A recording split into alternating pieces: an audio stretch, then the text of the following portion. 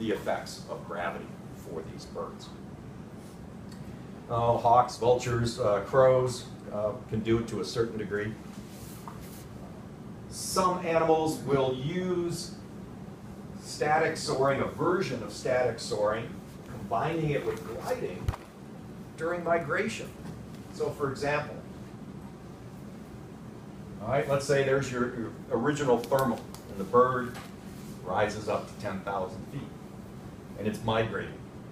Well, it can head off in the direction it's migrating till it encounters another thermal. Then it can glide down, encounter another thermal, and go back up.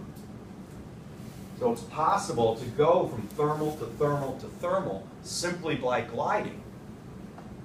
And the bird can cover huge amounts of distances with very little energy expenditure. Because gliding's not taking it, and soaring's not taking it. So there's one example of an African vulture that went 75 kilometers using 6 thermals that reached up to 1,500 meters in altitude. So 75 kilometers that bird was able to travel with essentially no flapping of its wings. That's pretty decent. Okay. Slope soaring. Well, we got to have a slope.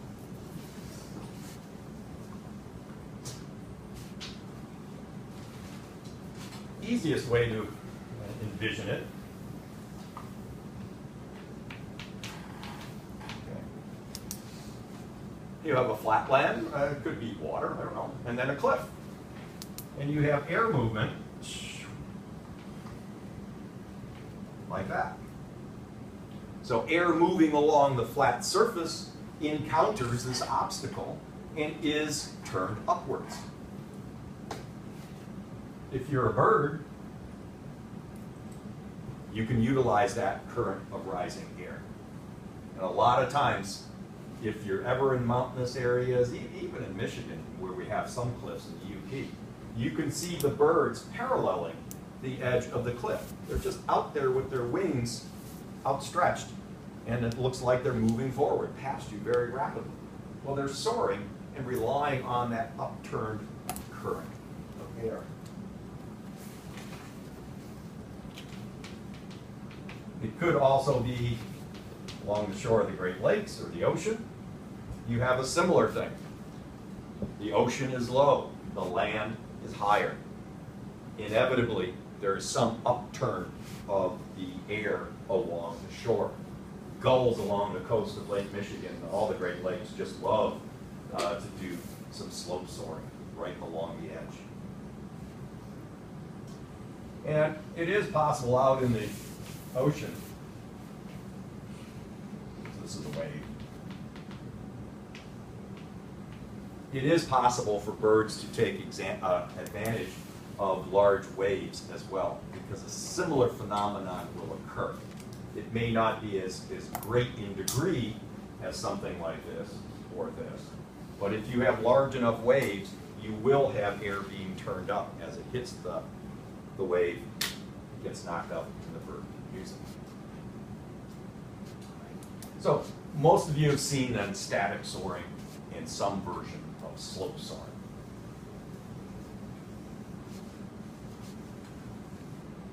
Dynamic soaring, we only find really with seabirds way out into the ocean. Things like maybe a frigate bird or an albatross.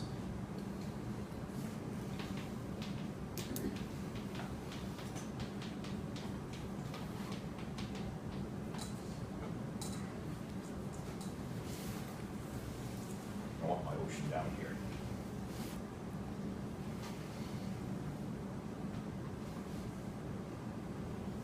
These are wind velocity vectors.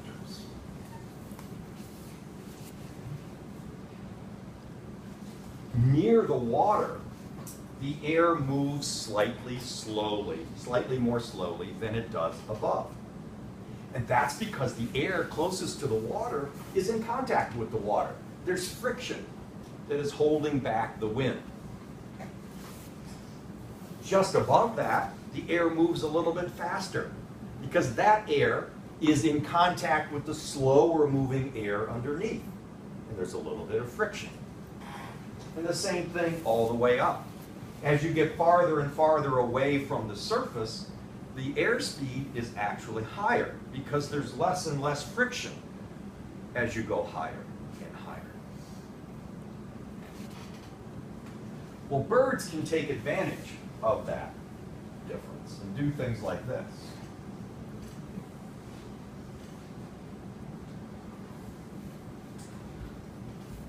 So a bird has its position up in the air, and it just starts gliding downwards. That airspeed, as it glides downward, is increasing lift. And so it turns the bird turns upwards, and as soon as it does, it encounters air that's moving slightly faster, which creates more lift, which puts it into air that's moving faster, which creates more lift, etc., etc., etc. And then the bird turns around and starts the whole thing again. So it's relying on the fact that the air moves at different velocities over the surface of the ocean. Slowest at the bottom, fastest at the top. So as it starts to rise in the column, it repeatedly encounters faster moving air. Velocity, all other things being equal, gives you greater lift. And therefore, as it encounters that air of higher velocity, it is generating greater lift, greater lift, greater lift, greater lift. So that would be dynamic soaring. In order to do this, you're not staying in one place, like over a single farm field, right? Hence the dynamic versus the static type of soaring. Right. And wing types. Okay. Just one last thing on birds. Birds do differ considerably in the shapes of their wings. So if you look at different species, and a lot of times by looking at the wing of that animal, you get an idea of its lifestyle. And so I'm going to give you 4 broad types of wings. Just keep in mind that not every animal is going to be pigeonholed into those exact categories. There'll be gradations in between. But there are 4 broad categories of wing shapes.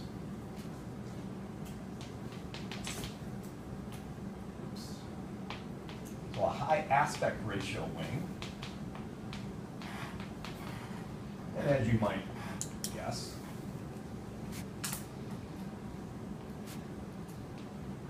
it's going to be something like that. So we have high aspect ratio wings. We have very long wings that are narrow from front to back. Right? These give excellent lift, like we already mentioned. But there is a big drawback in that extreme aspect ratio, even though it's great for lift, means that you have very poor maneuverability. It's hard to swing that 10-foot baseball bat compared to a 3-foot baseball bat. So you only typically find this really high aspect ratio wing, right, the ultimate, in open areas, animals that are flying in open areas. So something like your albatross again, or your frigate bird, they have huge aspect ratios, and you're going to find them flying only over the open oceans. They don't have to worry about obstacles. Seagulls have fairly high aspect ratio wings. You never see a seagull landing in a tree inside a forest, all right? They're not maneuverable enough in order to do that. They're mostly flying over open fields or open water.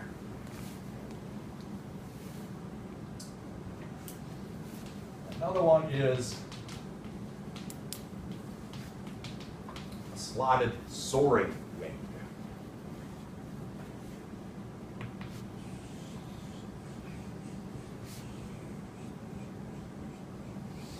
Probably got too many feathers on one side. This would be typical of vultures and hawks and eagles and other falconiformes, many falconiformes. aspect ratio is moderate. It's not real high, moderate. So they're more maneuverable than a bird with a really high aspect ratio wing. And that sort of makes sense because these animals are the ones that are going to very often be using thermals. And so you have to be somewhat maneuverable in order to stay inside that rising column of air. They're going to use that rising column of air, and also they're going to gain extra lift from having those slotted primaries that we talked about the last time. High aspect ratio, slotted soaring.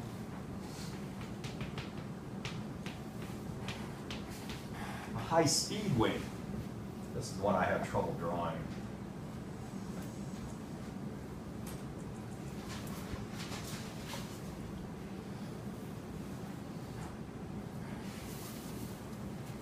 It's probably less aspect ratio, a lower aspect ratio than what I drew. So a moderate aspect ratio for these animals.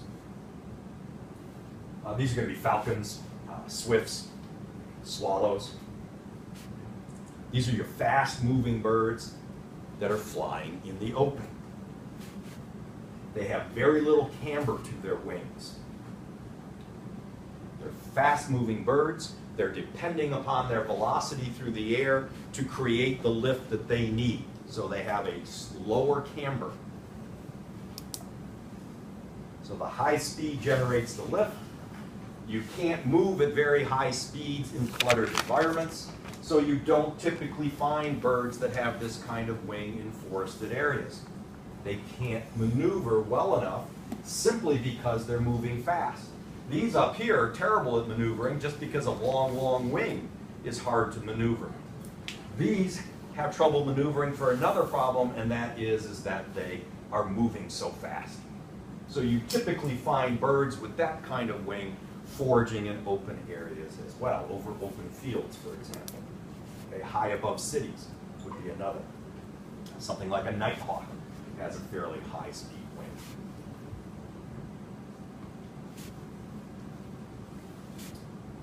Okay, so it's the high speed that generates the lift. And then the last one that we have is the so-called elliptical wing.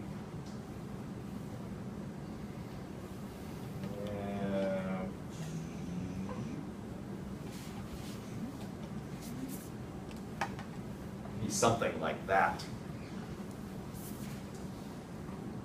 These have low aspect ratio, but because they have low aspect ratio, they're highly maneuverable. They have low aspect ratio, so they're not getting lots of lift from that. They don't fly very fast. Instead, they have a very high camber to their wings. And so they're slower moving birds with high camber. Camber gives them that extra lift that they need. There may be some slotting in the primaries as well, but not always. So these are adapted for slow speed and maneuverability. That's the kind of wing you're going to find in your typical dicky birds living in the forest. Right? It's a catch-all wing. It doesn't allow you to move at extremely high speeds. It doesn't give you the greatest amount of lift possible, but it's this big compromise between lift and maneuverability. Lift, speed, and maneuverability.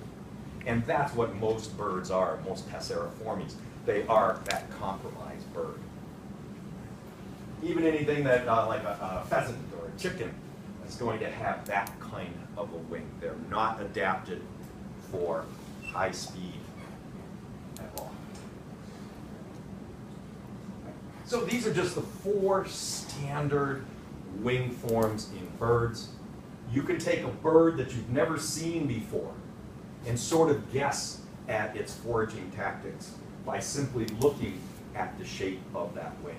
You can tell whether it should be able to move fast or whether it's a bird of open areas that is relying upon soaring, or is it a